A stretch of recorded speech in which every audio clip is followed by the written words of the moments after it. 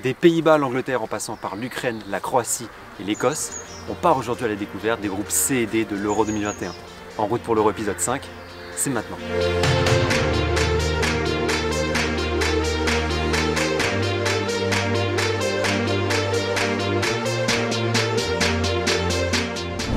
Salut tout le monde, j'espère que vous allez bien. Heureux de vous retrouver pour le 5e épisode d'En route pour l'Euro. Je vous présente aujourd'hui les groupes C et D, le groupe des Pays-Bas et de l'Angleterre. Je vous remercie pour les précédents retours, ça fait chaud au cœur. Beaucoup d'entre vous découvrent la chaîne actuellement. Et si t'en fais partie, n'hésite pas à liker, t'abonner et activer la cloche de notification pour nous soutenir. C'est rapide et ça aide la chaîne. Et puis c'est parti pour les présentations. On commence par le groupe C. Le groupe C est composé des Pays-Bas, de l'Ukraine, de l'Autriche et de la Macédoine du Nord. Le favori de ce groupe semble être les Pays-Bas, le pays des tulipes et des vélos, le pays aussi de grands penseurs, de grands artistes et de grands sportifs, surtout dans le football. Les Pays-Bas, c'est Johan Cruyff, Marco van Basten, Sneijder, Robben, Seedorf, c'est de grands joueurs, d'immenses joueurs. C'est le finaliste de la Coupe du Monde 2010, le champion d'Europe 1988. Et pourtant, c'est la première fois depuis 7 ans que l'on va revoir les Oranges dans une grande compétition internationale, eux qui avaient loupé l'Euro 2016 et la Coupe du Monde 2018. Mais aujourd'hui, les Pays-Bas ont construit un vrai effectif de qualité. De Ligt, Bergwijn, De Roon, Wijnaldum, Van de Beek, Gravenberch, De Jong, Depay, tous les postes, ça y est, les Pays-Bas ont une équipe de qualité après le trou générationnel post-Robben, Van Persie, Sneijder, qui a fait si mal aux Pays-Bas. Alors est-ce que ce sera suffisant pour les Pays-Bas pour aller loin dans cet Euro? A priori sur un tournoi tout peut se passer, mais je vois personnellement les Pays-Bas comme l'Italie, une sélection qui va endosser le rôle d'outsider principal. En tout cas ce qu'on peut dire c'est que le peuple orange est enfin de retour cet été, pour la première fois depuis 2012 lors d'un Euro, ça fait donc bientôt 10 ans. Il y a donc une forte attente chez les supporters, d'autant plus que les 3 premiers matchs des Oranges se joueront à Amsterdam qui fait partie des villes hautes.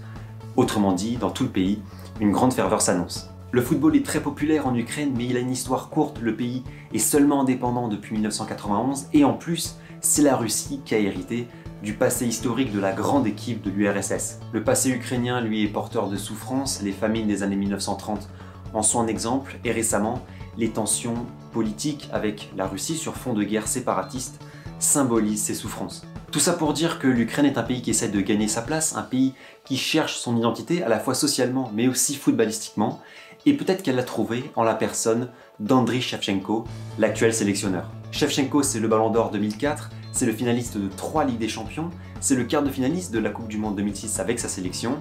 Il est considéré comme un dieu en Ukraine et il a aujourd'hui entre ses mains une sélection jeune, dynamique, prometteuse avec Malinovski, Yaremchuk, Zinchenko de Manchester City, Marlos, de très bons joueurs comme la pépite Tsigankov. C'est une équipe récemment qui a battu le Portugal, la Suisse ou l'Espagne, et on l'a vu, nous Français, elle nous avait accroché en mars dernier, il y avait eu un partout lors des qualifications au Mondial 2022. C'est une équipe qui progresse, qui suscite de plus en plus l'engouement des Ukrainiens et qui a l'objectif de créer sa propre histoire.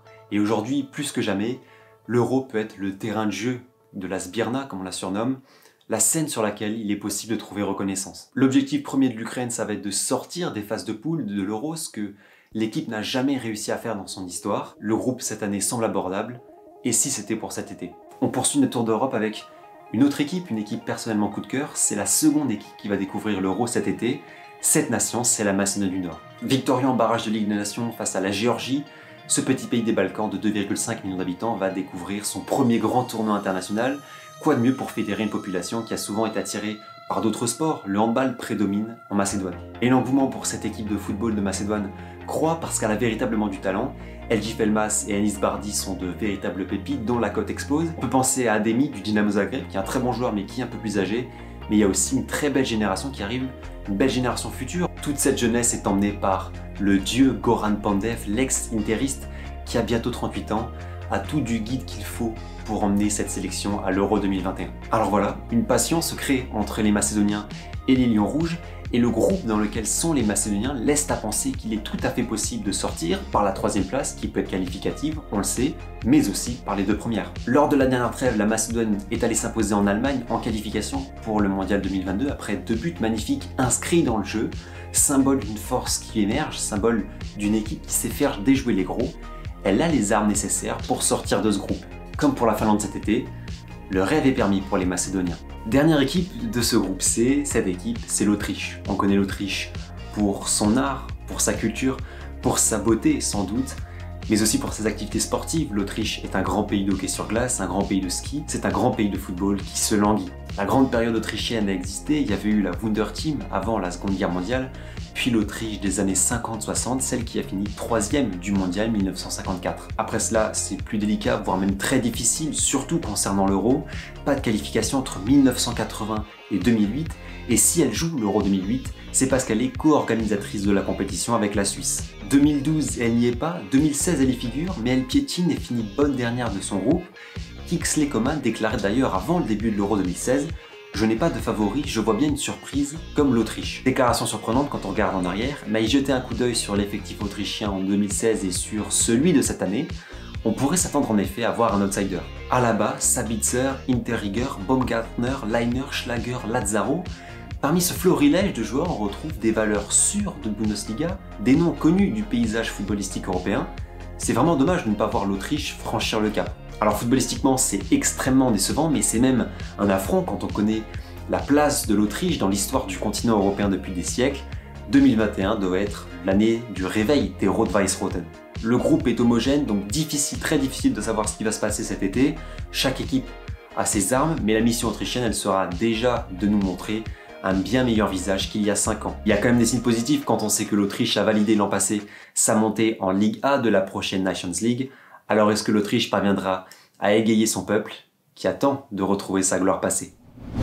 On passe au groupe D, désormais composé du vice-champion du monde et du 4e du dernier mondial 2018, la Croatie et l'Angleterre, composé aussi de la République tchèque et de l'Écosse qui fait son retour 25 ans après dans la compétition, et c'est par les Écossais que l'on va commencer. L'Écosse, c'est un grand pays de sport, de rugby surtout, mais ses clubs sont vieux et mythiques à l'image des Celtics et des Rangers. Sur ce dernier quart de siècle, l'Écosse a déçu et a vécu une très longue traversée du désert. Elle ne s'est pas qualifiée pour une Coupe du Monde depuis 1998, ni pour un Euro depuis 1996.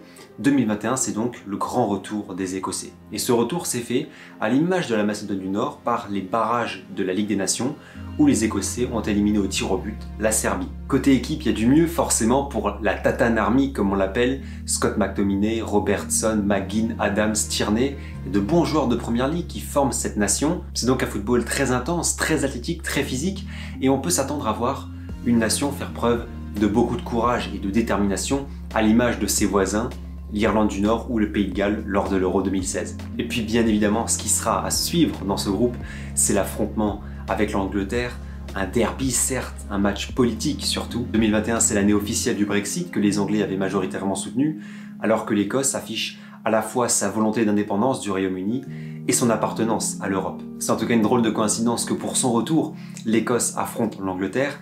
C'est un match qu'on analysera bien sûr cet été, qu'on analysera aussi sur le volet politique. Vous savez que le football politique est un pilier de la chaîne. Match à enjeu donc, match à forte tension. L'Écosse va surtout vouloir montrer qu'elle a sa place dans la compétition, qu'elle a la possibilité aussi de faire un grand parcours, surtout après tant d'années à regarder la compétition à la télévision. Alors logiquement, on va parler de l'Angleterre maintenant, le 4e du dernier mondial 2018. L'Angleterre, c'est le berceau des sports modernes, il y a un nombre incalculable de clubs de football, tout le monde supporte une équipe ou connaît quelqu'un qui supporte une équipe. Bref, si vous êtes amateur de Première Ligue, vous savez à quoi ressemble cette atmosphère, cette ambiance si particulière qui règne dans ce pays.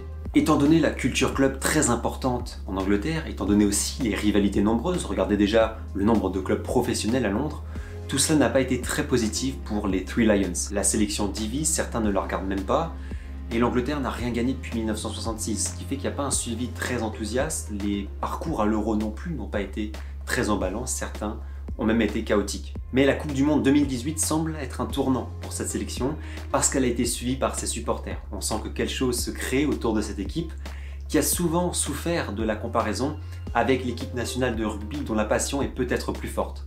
L'Angleterre, à l'approche de l'Euro 2021, veut surfer sur les belles promesses vues depuis quelques temps. C'est une sélection très talentueuse qui progresse, c'est l'un des effectifs les plus chers de cet Euro. Vous connaissez bien évidemment les talents qui composent cette équipe, voire les stars mondiales à certains postes. Alors est-ce que toute cette bulle de stars et en même temps d'optimisme va permettre à l'Angleterre d'être un favori à la victoire finale? Peut-être pas, ne pas oublier que l'Angleterre n'a jamais gagné l'Euro, mais ce sera à coup sûr un morceau à surveiller, un très gros morceau, d'autant plus que les Anglais vont quasiment jouer tous leurs matchs à domicile à Londres. S'ils vont au bout, ils joueront les 3 premiers matchs, le 8e, la demi et la finale à Londres. Il y aurait un quart de finale à Rome. Mais ça aussi, et la ferveur anglaise on la connaît, ça aussi, ça peut porter les Anglais vers le sacre. On file ensuite dans un pays d'Europe centrale, le pays d'origine de Milan Kundera, l'un des pays les plus prospères d'Europe, c'est la République tchèque. La Tchéquie est un grand pays de football qui a marqué l'histoire de l'Euro, finaliste en 1996, demi-finaliste en 2004 et vainqueur en 1976 lorsqu'elle était au sein de la Tchécoslovaquie. Elle partage cet héritage avec son voisin slovaque. La Tchéquie, c'est de grands joueurs, Panenka, Peter Cech, Rosicky, Kohler, mais le plus grand c'est sans doute Nedved, le Ballon d'Or 2003, la légende du football tchèque. Des légendes tchèques, on n'en retrouve plus beaucoup, pour ne pas dire plus du tout, et ça fait quelques années maintenant que la sélection fait du surplace. Par exemple, on ne la revoit plus du tout en Coupe du Monde. Le dernier Euro en 2016 d'ailleurs avait été mauvais, les Tchèques avaient fini dernier du groupe, même si c'était un groupe difficile avec l'Espagne, la Croatie déjà, et la Turquie. Qu'attendre de la Tchéquie cet été? L'objectif numéro 1, il est clair, ça va être de sortir de ce groupe, et ce serait déjà un très beau résultat pour cette équipe. L'équipe de Chilavi se construit autour d'un effectif de qualité, Koufal et Souzek de West Ham, Darida, Kral, Patrick Schick, Barak, Yankto. C'est un effectif capable de faire de belles choses, par exemple la Tchéquie a tenu en échec la Belgique 1-1 lors de la dernière trêve, c'était un match de qualification pour le Mondial 2022. Après, elle a perdu 2 fois contre l'Écosse en Ligue des Nations, ce qui peut être un signe un peu inquiétant avant de jouer justement l'Écosse le 14 juin. Pour ce qui s'annonce être un match ultra important dans la course à la qualification au 8e. Dernière nation de ce Tour d'Europe pour conclure le groupe D, on va chez le vice-champion du monde, la sélection aux damiers rouge et blanc, celle qu'on appelle la Hrvatska. On s'arrête chez la Croatie. La Croatie c'est ça, c'est de magnifiques paysages, les superbes lacs de Plivice, la ville de Dubrovnik. Membre de l'Union Européenne depuis 2013, la Croatie est un carrefour européen entre plusieurs espaces géographiques, les Balkans, l'Europe centrale, la Méditerranée. Dans le football, les passionnés supporters croates ont connu de grands moments, d'abord sous l'ère yougoslave, il y a eu par exemple cette finale de l'Euro en 1968, et ce malgré le fait que c'est la Serbie qui a hérité de tout cet héritage yougoslave. Néanmoins, la Croatie, qui est indépendante depuis 1992, a une histoire footballistique moderne assez impressionnante. Demi-finaliste de la Coupe du Monde 1998, quart de finaliste de l'Euro 2008, huitième de finaliste de l'Euro 2016, mais surtout vice-champion du monde 2018. Ces moments marquants ont inscrit la Croatie sur la carte du football européen et mondial.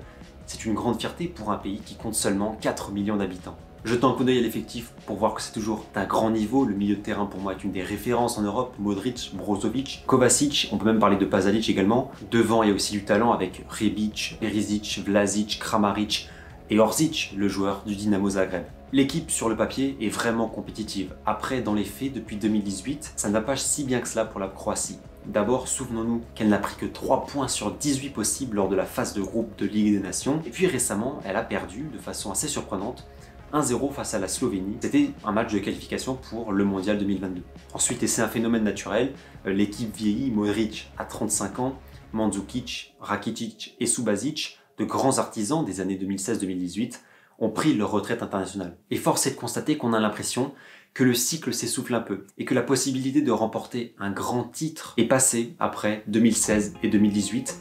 Pourtant, la Croatie aurait pu y arriver. Après, comme on l'a dit, l'équipe croate a quand même une base très solide qui fait partie des références européennes et qui est capable de faire de très belles choses sur un tournoi. En tout cas, on sera dans le vrai dès le début. Le premier match de la Croatie, ce sera à Wembley face à l'Angleterre. Ce sera le remake de la demi-finale de 2018. C'est la fin de la vidéo les amis, j'espère que vous avez apprécié ce nouveau voyage à travers l'Europe. On est désormais à 16 nations, il n'en manque plus que 8, dont de très gros morceaux. La France, l'Allemagne, le Portugal et l'Espagne, ça va arriver très prochainement sur la chaîne. Je remercie beaucoup les comptes Twitter Football Macédonien FR pour les infos sur la Macédoine, Foot Russie Ukraine en FR pour les infos sur l'Ukraine, et le journaliste freelance franco-anglais Tom Abadi pour les informations sur l'Angleterre. Je les remercie vraiment, vous trouverez les liens de leur compte Twitter en description, c'est de super comptes et j'espère que j'aurai encore l'occasion de travailler avec eux dans le futur. Prenez soin de vous tous, profitez du soleil si vous pouvez et on se revoit très bientôt. Ciao!